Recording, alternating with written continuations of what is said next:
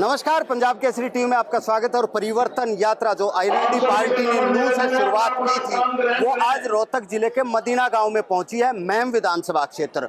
और इस यात्रा के दौरान चौधरी अभय सिंह चौटाला के साथ उनके बेटे करण चौटाला भी चल रहे हैं। और किस तरीके से उस यात्रा को देखते हैं हम उनसे बात करते हैं। करण जी, लगभग आधा हरियाणा पूरा हो गया है, कैसा लग रहा है पिता के साथ कदमों से कदम मिलाकर इस हरियाणा में इस यात्रा के अंदर चलते हुए?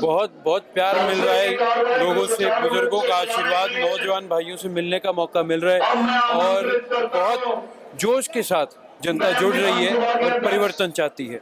किस तरह का परिवर्तन? क्या सत्ता परिवर्तन या व्यवस्था परिवर्तन? सत्ता परिवर्तन का चाहती है, साथ में व्यवस्था परिवर्तन भी चाहती है, क्योंकि आज प्रदेश के अंदर, देश के अंदर एक ऐसी पूंजीपति व्यवस्था कायम कर दी कि सिर्फ पूंजीपति घरानों के काम होते हैं या सिर्फ उन्हीं की प्रदेश में चलती है। आज आम आदमी की कोई सुनवाई नहीं है, इसीलिए लोग चाहते हैं कि व्यवस्था परिवर्तन हो, साथ में उसको करने के लिए सत्ता परिवर्तन हो। आप व्यवस्था परिवर्तन की बात करते हैं, भारतीय जनता पार्टी तो ये कह रही है कि हमने प्रदेश की व्यवस्था बदली है, प्रदेश का विकास किया है और जिस तरीके से ऑनलाइन सारा सिस्टम हो रहा है तो सारी व्यवस्थाएं तो उन्होंने परिवर्तित कर दी। अभी पिछले दिनों जहाँ पर किसानों की बात आई, मुआवजे की बात आई, इन्होंने कहा कि पोर्टल खोल दिए। सिरसा के अंदर जिस दिन ओले गिरे थे वो फ्राइडे था, शाम तक ओले गिरे, सैटरडे संडे 2 दिन छुट्टी होती है, पोर्टल मंडे को बंद हो गया। क्या व्यवस्था कायम करी इन्होंने? कहाँ लोगों को उसमें सहयोग मिला? ऑनलाइन जाकर के जब उन्होंने भरने की कोशिश करी तो पोर्टल पे लिखा आ जाता है कि ये अब बंद हो चुका है। सिर्फ ऑनलाइन आप कहना की अलग बात है, लेकिन धरातल पे वो काम हुआ नहीं है।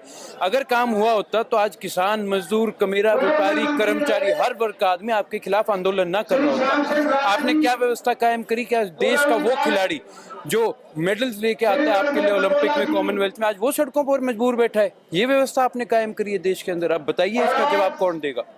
करण चौटाला जी, जेजेपी का जो कार्यकर्ता है वो ओम प्रकाश चौटाला को अपना नेता तो मानता है, लेकिन आईएनएलडी के साथ क्यों नहीं? आज वो जो आप कह रहे हैं वो कार्यकर्ता अभय सिंह जी को अपना नेता मान करके वापिस आ रहा है। सिर्फ कुछ गिने चुने लोग रह जाएंगे जेजेपी में, और वो भी सिर्फ जो पदों पे बैठे हैं। लेकिन हमने ये भी देखा कि जो जनता, इसके जेजेपी के जो विधायक हैं उसमें से कुछ विधायकों के बगावती सुर जो जेजेपी के नेताओं हैं उनके खिलाफ देखने को मिलते हैं, तो क्या वो भी आप लोगों के संपर्क में हैं? मैं सारे बातें आपके आगे रख दूंगा तो फिर मेरे राजनीतिक विरोधियों को हर चीज का पता नहीं लग जाएगा। लेकिन फिर भी क्योंकि आप लोग उस स्थिति में, क्योंकि एक समय था, चाहे हम रोहतक जिले की बात करें, ये जितने भी विधानसभा क्षेत्र हैं उनके घर की छतों पर हरे झंडे ही दिखाई देते थे।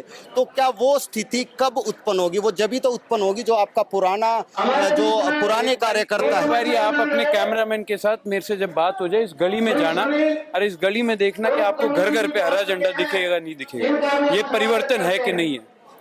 तो इसके अलावा आप लोगों ने खुद में क्या परिवर्तन किया है? क्योंकि काफी लंबा समय हो गया, सत्ता से दूर हैं आप लोग, तो खुद में भी कुछ परिवर्तन हुआ है इस यात्रा के दौरान? हमारे अंदर परिवर्तन क्या करना था? हमें तो जनता से मिलना था। हम आज तक राजनीति में आए नहीं थे। करण अर्जुन दोनों हमेशा से, जब तक इंडियन नेशनल लोकदल थी, हम पीछे रहते थे।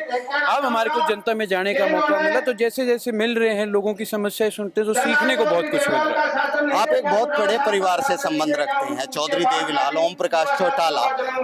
आपने भी एक छोटे लेवल से राजनीति की शुरुआत की जी, क्योंकि मैंने अकेले नहीं करी। जब अभय सिंह जी ने अपना पहला चुनाव लड़ा था, चौधरी देवीलाल जी ने उनको वार्ड पंच का चुनाव लड़ाया था और ये बात कही थी कि यहाँ से जो राजनीति सीख करके तू जाएगा वो जब ही तू ज्यादा कामयाब होगा। वही सीख मुझे मेरे दादाजी ने दी। उन्होंने भी मुझे कहा कि पहले जिला परिषद का चुनाव लड़ो, और मेरा कोई पहला चुनाव नहीं है, मैं दूसरी बार लड़ रहा हूँ। तो इसमें हैरानी किस बात की? जब पहली बार लड़ा था तब तो इन्होंने किसी ने सवाल नहीं उठाए। जब ये साथ होते थे तो कहते थे कि नहीं लड़ना चाहिए। अब ये सवाल उठाते हैं कि इतने बड़े परिवार का, अरे राजनीति करनी है, काम करना है। और जिला परिषद का चेयरमैन कुछ छोटा पद नहीं है।